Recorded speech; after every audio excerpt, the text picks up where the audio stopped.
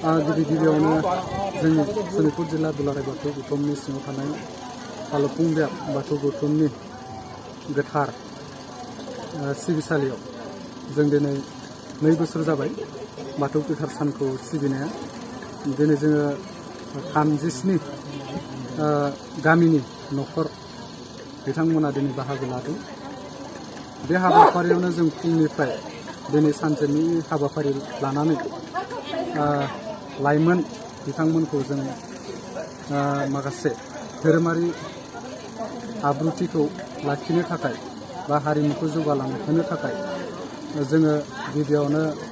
आर'ज मेथाइ बादायलायनाय, बेजों लोगोसे बाथौ खान्दैनि कुइज सोंनाय आरो हरखाब बिबुंथि जों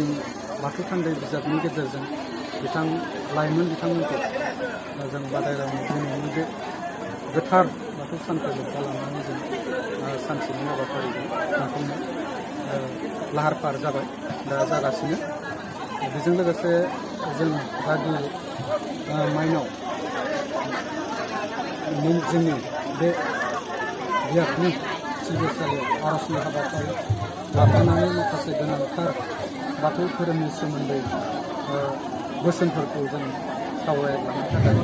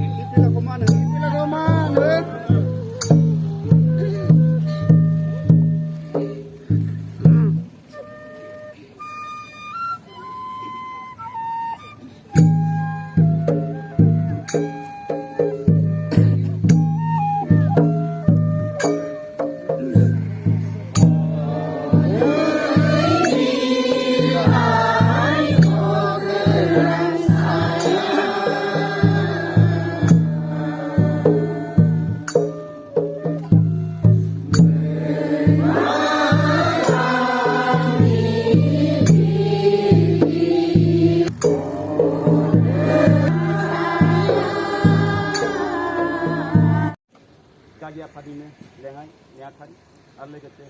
लाइमोन आफादनिनो आफादगिरिजों लोगोसे नेहाथारि आरो लोगोसे जिरिगिरि हारिमु आफादनि आफादगिरि